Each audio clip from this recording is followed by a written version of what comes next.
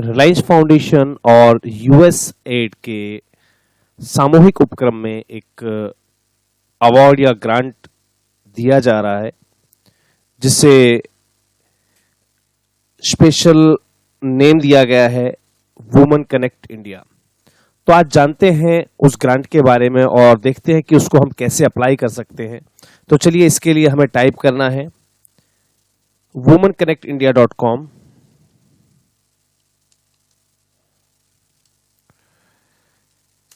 ध्यान रखिएगा दोस्तों, womenconnectindia.com पर आपको क्लिक करना है।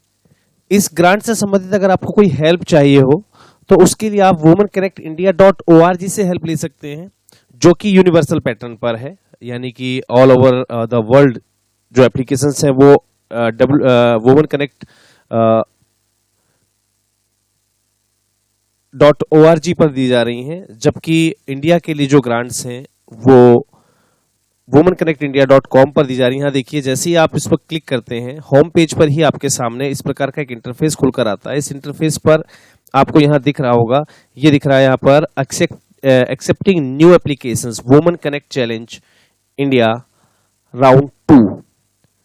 तो हम यहाँ पर राउंड 2 पर क्लिक टू अप्लाई पर क्लिक करना है हमें।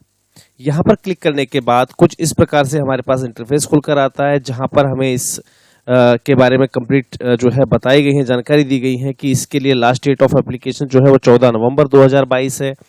और ध्यान रखिएगा, on the behalf of Reliance foundation and the United state agency for international development यानी कि यूएसएड के जो है साथ में सामूहिक रूप से जो है ये एप्लीकेशंस इनवाइट की गई हैं। Connect India challenge, women connect India challenge round 2 के लिए राउंड 1 हो चुका है, राउंड 2 इसमें है। और मैं आपको बताना चाहूंगा, इसमें बहुत सारे राउंड्स रहेंगे, तो आप डिफरेंट राउंड्स में जो है बहुत सारी जानकारियां इकट्ठी कर सकते हैं, बहुत सारे एप्लीकेशंस आप जो है यहाँ पर सबमिट कर सकते हैं।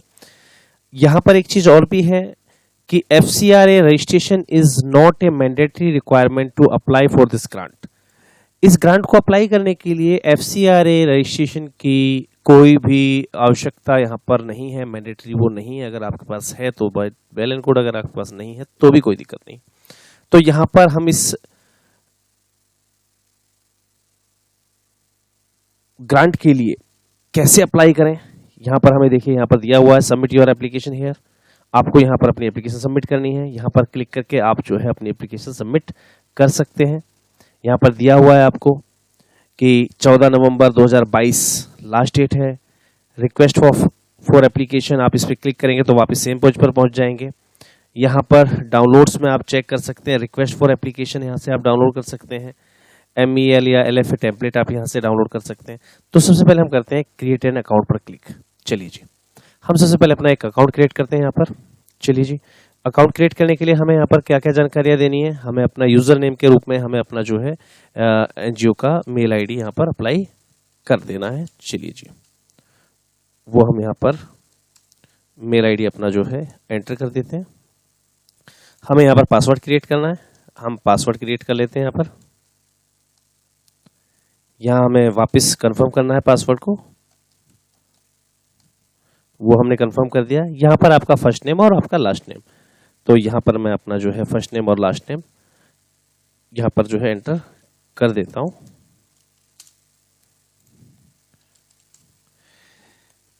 चलिए जी, इसको हमने सबमिट कर दिया है। सबमिट करने के बाद देखिए कुछ इस प्रकार से इंटरफेस आपके सामने आता है कि भाई आपका जो है अकाउंट यहाँ पर क्रिएट कर दिया गया है। मैं यहाँ पर लॉगिन ID जो डिटेल्स है वो यहाँ पर मैं सेव कर लेता हूँ।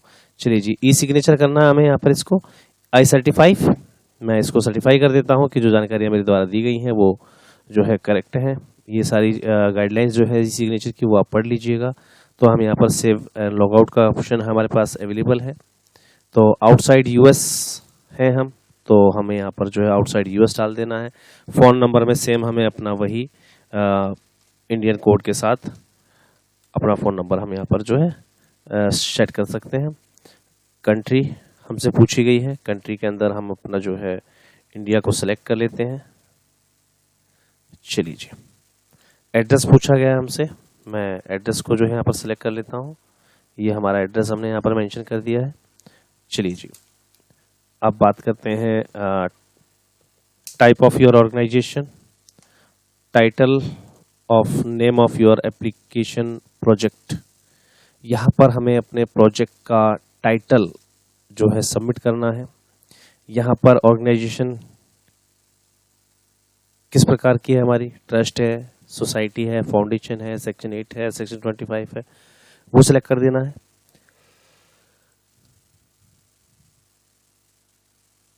आपने गाइडलाइंस, टर्म्स एंड कंडीशंस को रीड आउट कर लिया है। उसके लिए यस और नोट, एक्सेप्ट या डिक्लेरेशन आपको जो है यहाँ पर टैग कर देना है। सॉरी।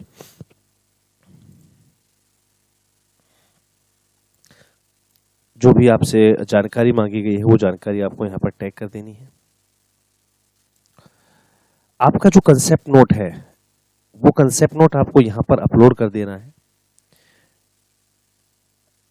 एक्सेल टेम्पलेट को यूज करते हुए आपका मॉनिटरिंग और इवैल्यूएशन प्लान जो है एक्सेल फाइल में, वो आपको यहाँ पर अपलोड कर देना है। यहाँ से आप जो फॉर्मेट को एक्सेल को डाउनलोड कर सकते हैं कि किस एनेक्चर में आपको जो है मॉनिटरिंग और इवैल्यूएशन प्लान देना है आपको इस प्रोजेक्ट के लिए। Sorry. Please upload the profiles of your potential partnership.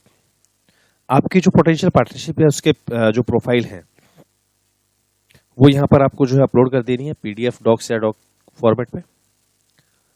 यहाँ पर सस्टेनेबिलिटी प्लान देना है आपको वर्ड फॉर्मेट में या पीडीएफ में।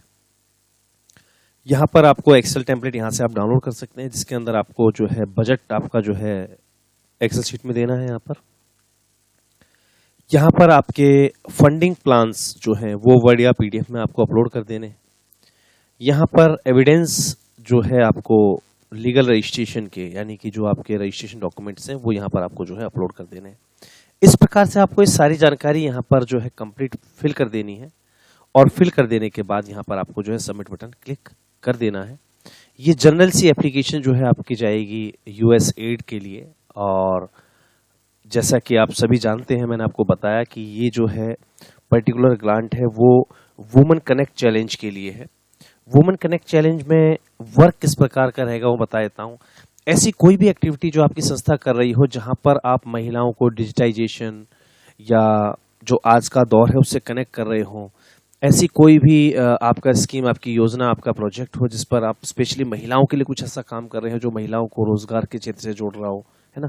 यानी कि कैसे हम महिलाओं को जो है कनेक्ट करते हैं, वुमेन कनेक्ट चैलेंज हमें लेना है, एक्सेप्ट करना है। इसमें बहुत सारी चीज़ें हैं। आप महिलाओं को जो है खेल के प्रति अगर प्रेरित करते हैं, वुमेन गेम्स के लिए अगर सपोर्ट कर रही है आपकी एजेंसी, आपकी संस्था, तो आप उसके लिए भी यहाँ पर लगा सकते हैं। तो ऐसी बहुत सारी चीज़ें रहेंगी जिनके लिए आप यहाँ पर जो है अपनी एप्लीकेशन सबमिट कर सकते हैं। और ज़्यादा जानकारी के लिए आप साइट से जो है डाटा भी आप जो है कलेक्ट कर सकते हैं, सारी जानकारी को पढ़कर, और आप इस प्रोजेक्ट को जो है अपलोड कर सकते हैं। यहाँ पर नॉर्मल रूप से आपसे 5 से 7 डॉक्यूमेंट मांगे गए।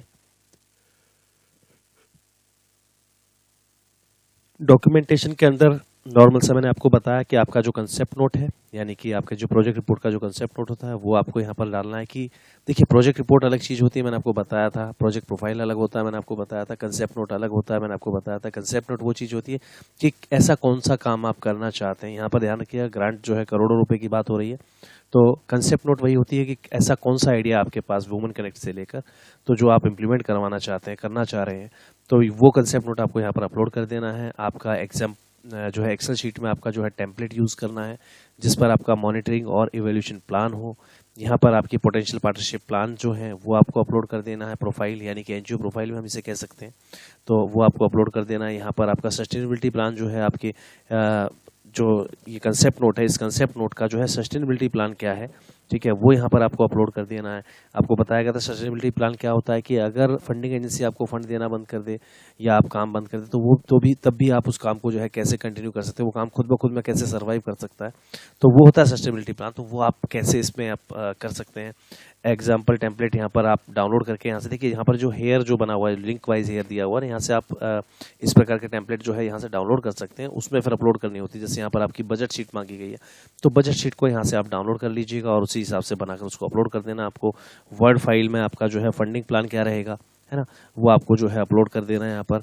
यहाँ पर जो है आपके जो भी एविडेंस हैं, जो भी आपके एंटिटी रजिस्ट्रेशन के, यानी कि आपका जो रजिस्ट्रेशन सर्टिफिकेट है 12 है, ATG है, अगर आपके पास FCRA है तो वो भी आप साथ में अपलोड कर सकते हैं। तो यहाँ पर PDF या डॉक्स फॉर्मेट में आप उसको जो है सबमिट करना है और उसके बाद अपलोड करते हुए इसको यहाँ पर सबमिट कर दीजिएगा। ध्यान रखिएगा कि इसमें अब सिर्फ जो है कुछ ही दिन बाकी हैं, कुछ ही दिन बाकी के लिए मैंने आपको बता दिया क्लियर रूप से कि 14 नवंबर यानी कि सिर्फ 5 दिन का समय यहाँ पर शेष है। कल जब आप इसको ओपन करेंगे तो यहाँ पर जो है 4 दिन दिखाई देंगे। ऐसे जैसे जैसे दिन घटते जाएंगे वहाँ पर ये जो number of countings, number of days जो यहाँ पर एंटर दिखा रहा है आपको, वो कम होते जाएंगे।